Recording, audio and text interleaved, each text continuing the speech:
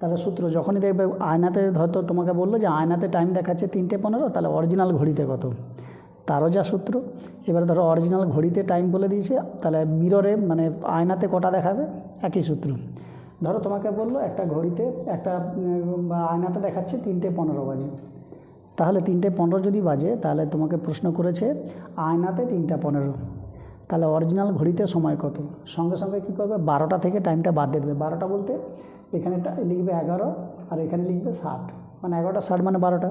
তাহলে 12টা থেকে বাদ দিয়ে দাও, দেখবে 8:45, তাহলে হয়ে গেল 8:45। তাহলে তোমাকে যেভাবেই প্রশ্ন করুক, যদি বলে মিররে দেখা যাচ্ছে 3:15, তাহলে অরিজিনাল ঘড়িতে কত।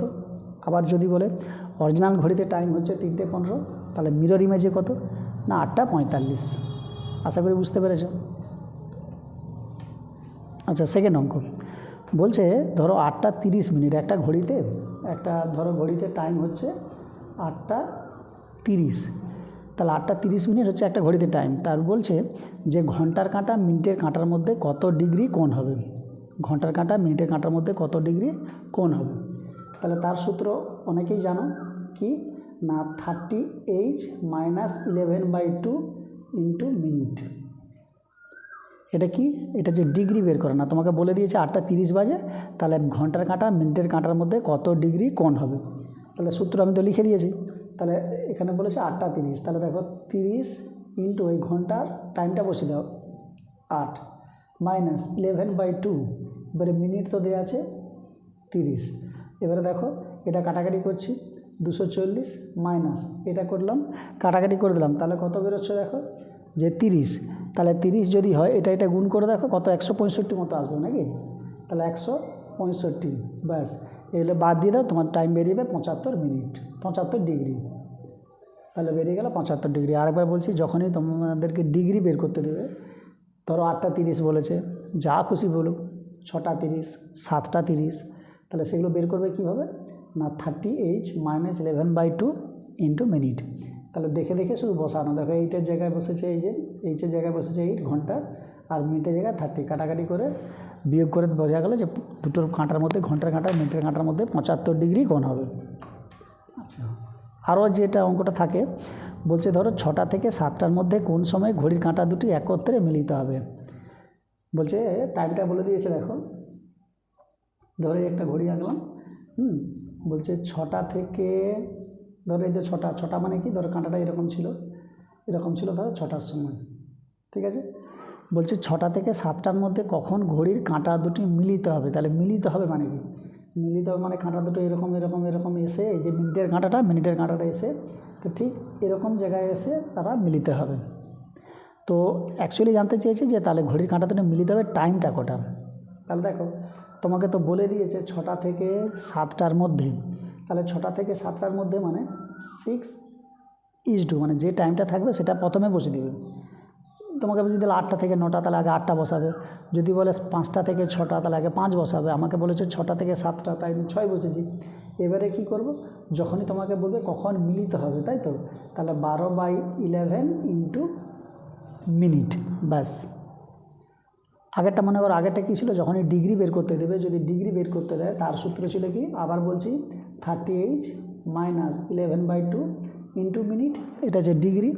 কিন্তু যদি তোমাকে বলে কখন তাদের মিলিত হবে, তার সূত্র কি, যটা বলবে তাহলে 6:2, শুধু এইটুকু মনে রাখতে হবে 12/11, ব্যাস। দেখো বসাচ্ছি, তাহলে 6:12/11। এবারে মিনিটটা মানে কি, মিনিটটা মানে দেখো এইখান থেকে যদি আমি, এটা আমরা সবাই জানি, এখানে যদি 12 থাকে এখানে 3 থাকবে, তাহলে 12 থেকে 3 এটা কত ঘর, 15 ঘর।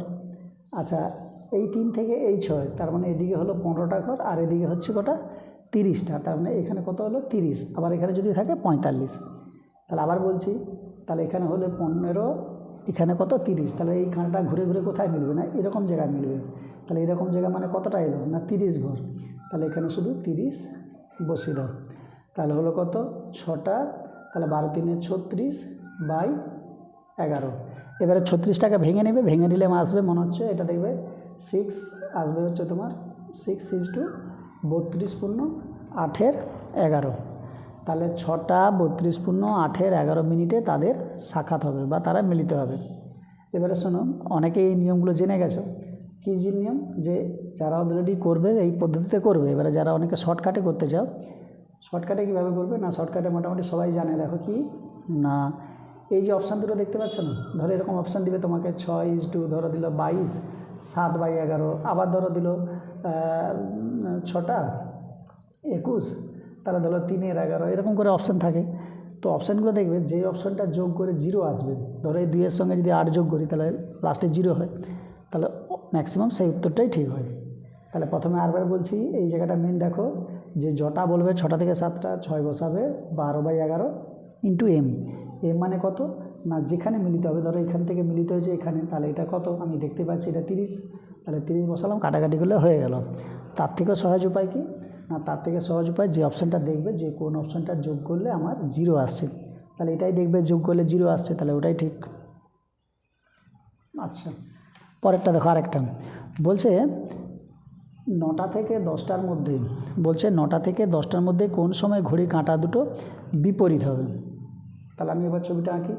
দেখো এই একটা ঘড়ি, বলছে 9টা থেকে 10টার মধ্যে, তাহলে দেখো 9টা থেকে 10টার মধ্যে মানে কাঁটাটা এরকম ছিল নিশ্চয়ই, 9টা থেকে 10টার মধ্যে মানে এরকম ছিল কাঁটাটা। তাহলে বলছে 9টা থেকে 10টার মধ্যে কোন সময় ঘড়ির কাঁটা দুটি কী বলেছে না বিপরীত হবে। আচ্ছা, বিপরীত হবে মানে কি, এই কাঁটা তাহলে কোন দিকে আসবে, এই কাঁটা দেখো এরকম জায়গায় আসবে, এরকম জায়গায় এসে বিপরীত হবে।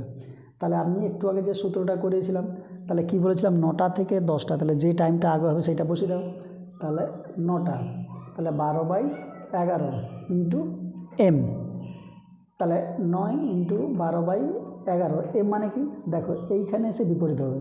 তাহলে আমি এটা বলেছিলাম কত ঘর না, এটা 15 ঘর, তাই এখানে বসাবো 15, ব্যাস। তাহলে 9:180/11। এবার এটাকে কাটাকাটি করে দাও, এটা কাটাকাটি করলে আসবে 9টা একটা জাস্ট 16 পূর্ণ 4/11 হয়ে গেল উত্তর। তাহলে 9টা 16 পূর্ণ 4/11 মিনিটে কী হবে বিপরীত হবে।